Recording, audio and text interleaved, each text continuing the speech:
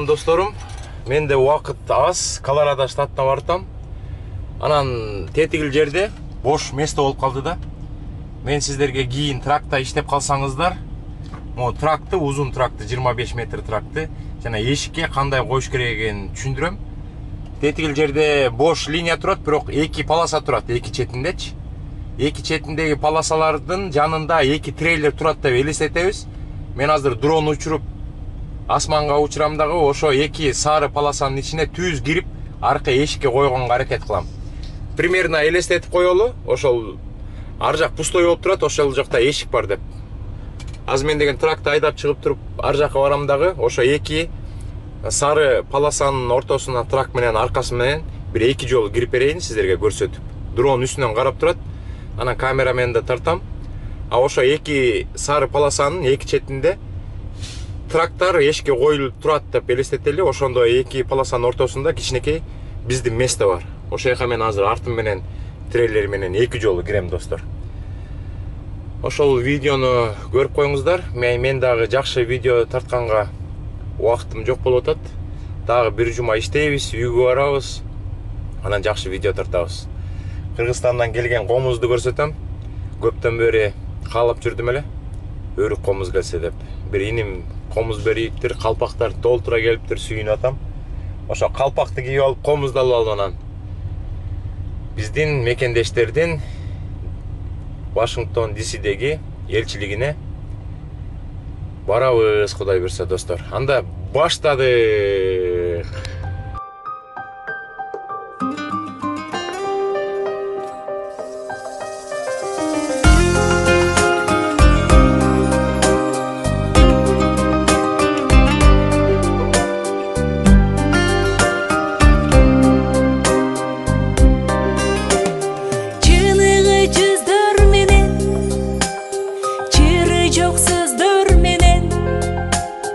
Жарқырап күлүп турган жайнаган көздөр менен жолуксак кандай жакшы, жолуккан кандай жакшы, жолуккан кандай жакшы. Сагынган жүрөк менен эң жакшы тилек менен кучактап бекем кызы кубаттуу билек менен көрүшкөн кандай жакшы, жолуккан кандай жакшы, жолуксак кандай жакшы.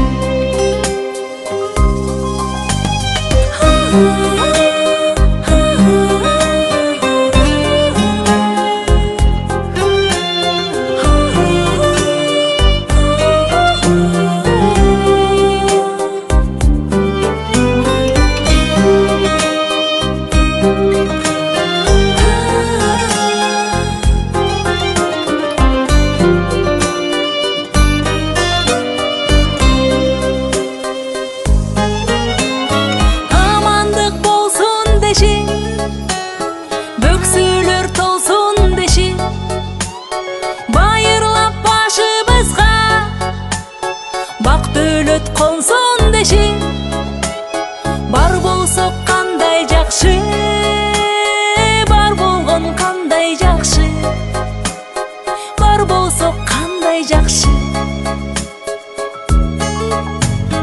Өйдөдө бөк болуп, ылдыйда жөлөк болуп, туугандар жай турмушта жакшылык себеп болуп, жолуксак кандай жакшы, жолуккан кандай жакшы, жолуксак кандай жакшы.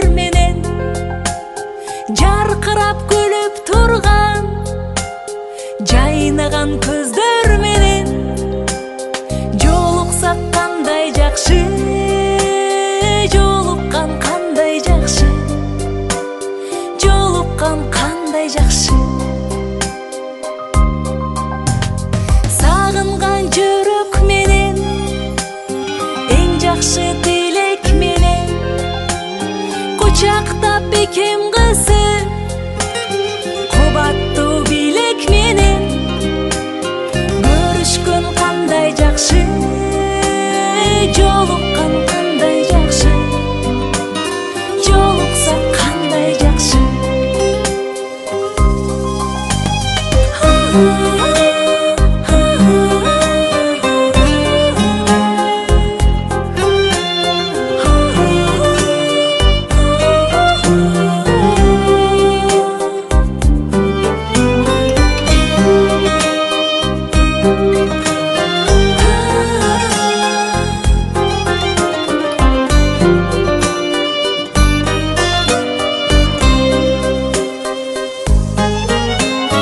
Амандык болсун деши, бөксөлөр толсун деши, байырлап башыбызга бак дөлөт консун деши.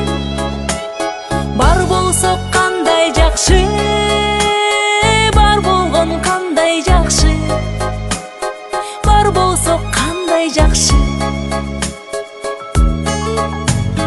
Өйдөдө бөк болуп, ылдыйда жөлөк болуп, туугандар жай турмушта жакшылык себеп болуп. Жолуксак кандай жакшы, жолуккан кандай жакшы, жолуксак кандай жакшы.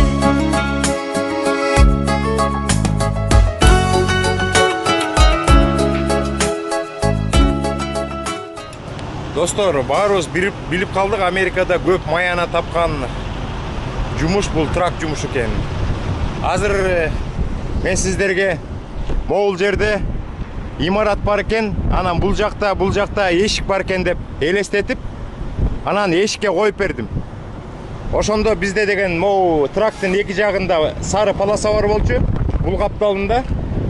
Анан бул жерде бир трак турат деп элестеткенбиз. Экинчи жагында дагы сары полоса бар болчу, бул жагында да трак бар деп элестеткенбиз. Анан ошо эки трактын ортосуна биз эшикке тракты азыр коюп сиздерге көрсөтүп бердим. Кийин келип калсаңыздар жардамы тийип калабы деген ой менен, достор.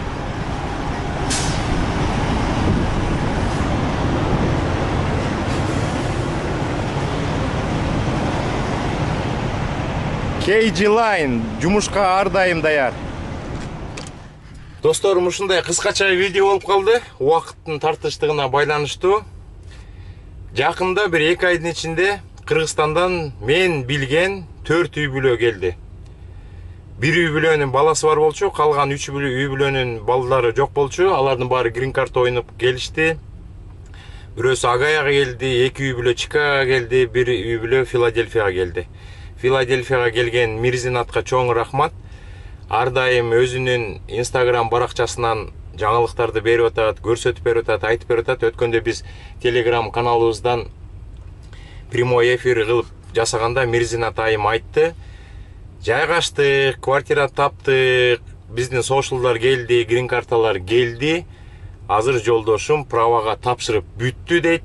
Мен дагы сурадым, ошо кандай вопростор менен тапшырды, ошону бизге салып ийсеңер, Телеграмга коюп койсоңуздар, мекендештерибиз көрсүн деп.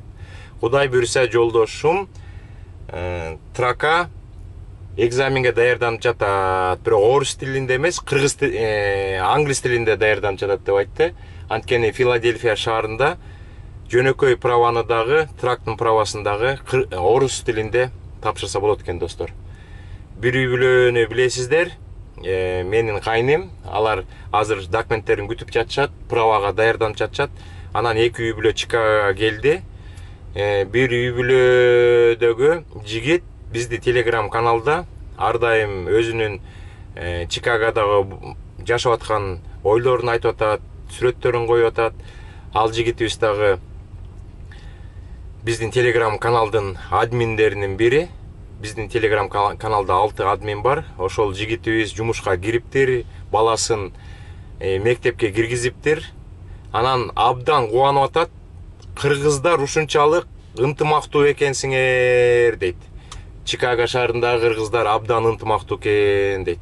Эгерде биздин Кыргызстандагы элдерибиз Чикаго шаарындагыдай кыргыздар биздин мекендештердей ынтымактуу болсам да абдан сонун болмок экен деп атат. Бирөөсү үйгө идиш аягын берет дейт, бирөөсү балдарыма оюнчугун берет дейт, бирөөсү бир буюмун берет дейт, колдоп атышат дейт. Абдан жакшы катышып атабыз дейт. Абдан сүйүнүп атабыз дейт Америкага келгенибизге. Ошон үчүн баарыңыздарга чоң рахмат. Дагы жакшы видеолор болот. Мен ошо убакыттын аздыгына карабай жанагы тракты кантип эшикке коюш керек деген видеону азыр тарттым. Башында тракта иштегенде оор болот, анан кийин көнүп каласыздар. Көздү жумуп туруп анан докко коесуздар. Мейлиңиздер. Чоң салам достор.